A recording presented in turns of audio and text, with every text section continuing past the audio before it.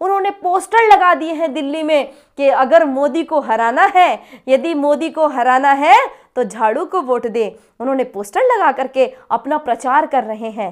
क्या हमारे देश में अब इतनी नपुंसकता आ गई है कि एक ऐसे व्यक्ति को हराने चले हैं जो इस देश का स्वाभिमान है? एक ऐसे व्यक्ति को हराने के लिए सब संगठित हो रहे हैं जो इस देश की आन बान शान और संस्कृति का ध्यान रखता है।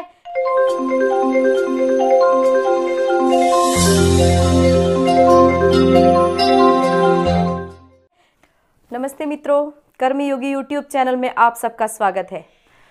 मित्रों, संस्कृत में एक उक्ति आती है, शस्त्रेण रक्षिते राष्ट्रे शास्त्र चर्चा प्रवर्तते।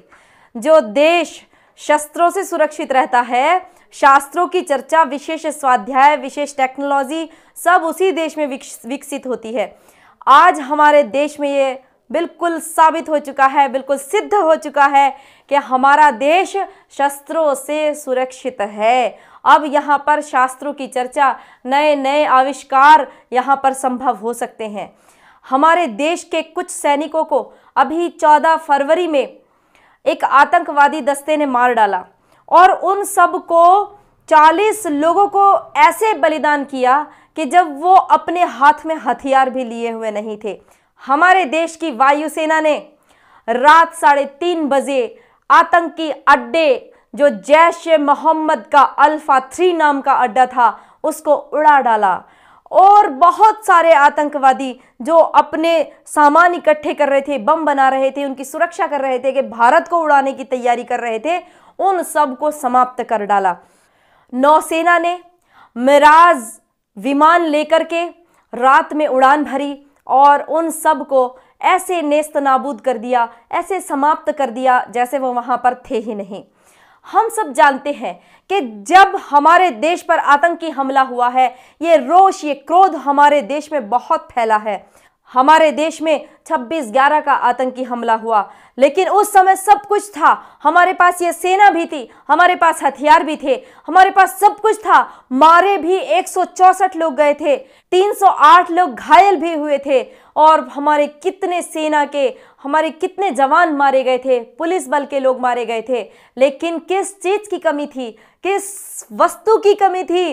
कमी थी तो उस धैर्य की, उस शौर्य की, उस निर्णयात्मक क्षमता की और भारत देश से प्यार की। जो अपनी मातृभूमि से प्यार करता है वो अपनी मातृभूमि पर हुए हमला, उस पर होने वाले हर एक वार का समुचित उत्तर देता है और समाधान की ओर बढ़ता है। अपने देश के सभी प्रजा को वो शांति, सुरक्षा प्रदान करता है। लेकिन इससे पहले जो हमारे देश में हमले हुए, हमारा देश उनका प्रत्युत्तर दे सकता था, लेकिन उसने नहीं दिया। मित्रों, ये सब कैसे संभव हुआ? यथा राजा तथा प्रजा। आज आपने देखा कि प्रजा में, एक पूरी जनता में, पूरे भारत देश के जनमानस में अपने भारत के प्रति, अपनी भारत भूमि के प्रति एक अनूठा प्यार उमड़ रहा है। गली गली में, मोहल्ले मोहल्ले में सब लोग वंदे मातरम, भारत माता की जय और तिरंगा झंडा लेकर के घूम रहे हैं। वो किस लिए संभव हुआ है? क्योंकि आज भारत की गद्दी पर एक ऐसा व्यक्ति आप सब लोगों ने बैठा रखा है जो कि भारतीय प्रेम से, राष्ट्र प्रेम से सराबोर है, अपनी भारतीय सभ्यता को जानता है, अपनी भारतीय संस्कृति को जानता है और अपने देश के दुश्मनों से कैसे निपटना है वो चतुराई उसके अंदर कूट कूट कर भरी हुई है।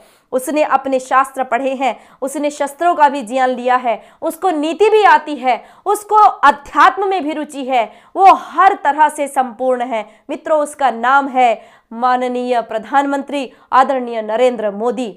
वो सब कार्य कर सकते हैं जिस कार्य में भारत का स्वाभिमान बढ़ता हो, भारत का सीना गर्व से ऊंचा उठता हो। तो आने वाले 2019 का चुनाव, बहुत सारे गिद्ध लगे हुए हैं, सारे गिद्ध गले मिल रहे हैं।